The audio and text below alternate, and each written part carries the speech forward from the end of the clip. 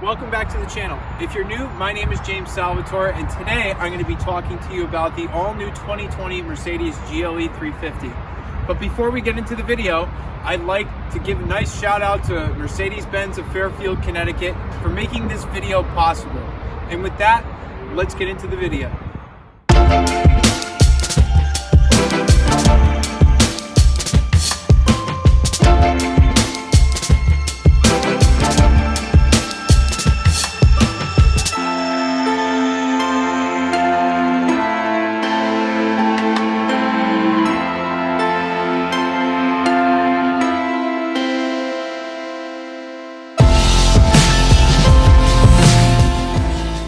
First, I'd like to go over just some general facts about the vehicle.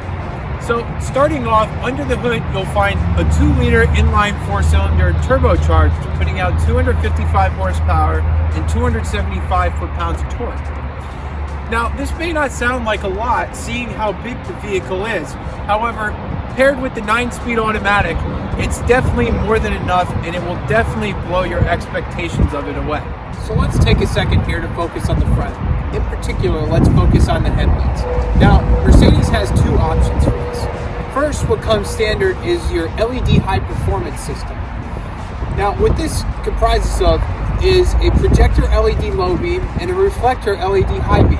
Now, with these lights, you can see pretty good at night. It's a very good system. However, I recommend going for the active LED headlamp system, which Mercedes calls their LED intelligent lighting system.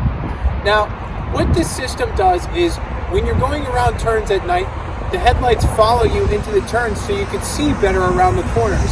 It also activates and deactivates the high beams as you go, depending on if you have oncoming traffic or not. And this feature is very useful because, the better you see at night, the safer you are.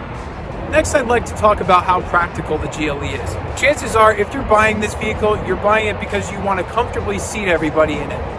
So, I'm going to help test that for you. I've set up the seat for my optimal driving position. I'm about 6'1", so let's see how I fit behind myself in the rear. When it comes to rear legroom, Mercedes knocked it out of the park with this. There are a few full-size SUVs where you can have someone who's 6'1" sitting in front of you comfortably and have this much legroom. They also did a very good job when it comes to headroom too. I'm 6'1" back here, and I have an easy 2 to 3 inches more clearance above my head. I also want to point out that I feel like you could fit 5 adults back here comfortably. Not all full-size SUVs you can accomplish this with, but with the GLE 350, you should have no problem. When it comes to cargo space, you really don't make any sacrifices here. With the GLE, you get 80 cubic feet of cargo space. However, keep in mind, if you need more, you can always fold down the rear seats. As you can see, the GLE is a very practical car, as it should be. But Mercedes has done extremely well with the new model with rear legroom and cargo space, which is important, especially in a full-size SUV. With that out of the way though, let's focus on the interior features. When it comes to interiors, Mercedes makes some of the best in the business, and this new GLE is no exception to that. When you get in the car, you instantly notice the attention to detail and the level of quality in the materials they chose with this. From the open pore wood to the aluminum speaker grills to the nice soft touch surfaces, the nice soft Nappa leather on the steering wheel, the aluminum trim, everything fits together nice. I think Mercedes is going to make everyone really happy with this new infotainment system because it lets you interact any way you could possibly want to interact with the system.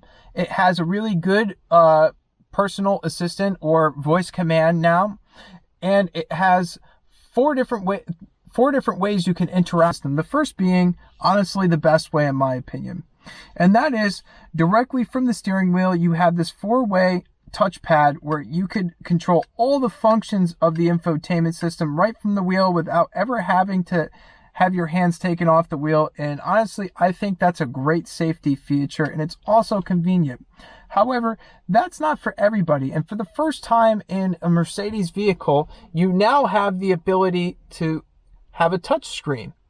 And for a lot of people, that's going to win them over because a lot of people didn't like how the German cars never had one before. Now, the third way is similar to the rotary wheel. Yes, the rotary wheel is gone and now it is replaced by the touchpad. However, this kind of appeals to the people who really liked the, old rotary wheel and being able to control the navigation system from down here. It's very accurate and has haptic feedback and has audible clicks to let you know that you've selected something, which is nice. It feels responsive and it feels like you're connected to it. You can tell Mercedes is really looking to the future with this vehicle, especially when it comes to connectivity. Gone are the USB 2.0s and 3.0s, and in are USB-C. You'll see that when you go to connect your car for Apple CarPlay or Android Auto with the 2 ports they have here, as well as the ports inside the center console are now USB-C. And this is the first car I've seen that on. And that's huge because in about 3-4 years, nobody's going to be using USB 2.0 and 3.0. And you're going to have to buy all these annoying adapters. It's nice that Mercedes is just looking towards the future and giving you the newer ports in the vehicle. Next, I'm going to go over some of the features in the Driver's Information Center. The first thing to know about the Driver's Information Center is that it has multiple designs. You can go from classic to sport, which gives you a little bit of a different look. You have progressive. It's a little different.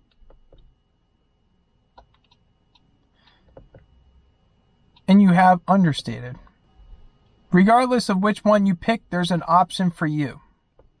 What you could change in these is you could change what's featured inside that cluster. So you could choose what information's there, whether it's your G-forces, your navigation data, as well as your consumption. You have all your driver's information there.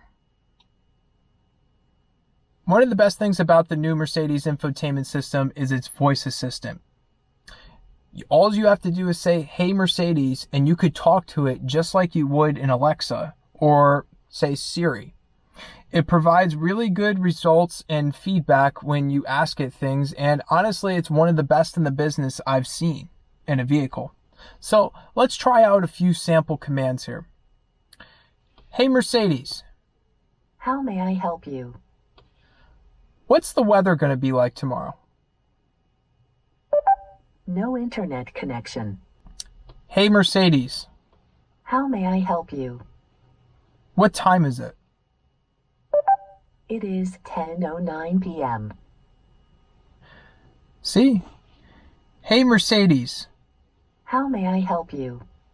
Get me directions to the closest gas station."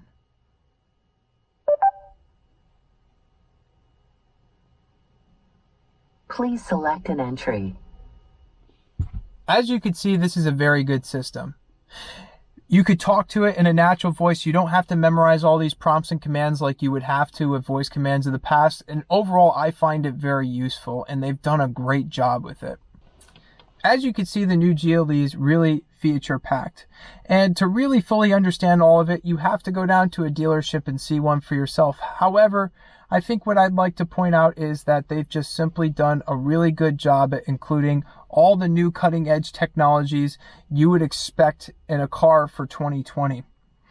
It's luxurious, it's spacious, and it's perfect if you're trying to carry around your family or have a vehicle where you can fit things in and drive it year-round. Overall, I highly recommend it, and you should definitely check one out at your local Mercedes-Benz dealer. Well, that's all for today's video. I hope you enjoyed it and that you found it informative to help you make your decision. If you haven't already, be sure to hit the like button and subscribe to the channel and turn on the bell notifications to be alerted when I upload new videos. I usually try to upload at least every Tuesday and Saturday, so stay tuned, you won't want to miss out. Thank you for watching.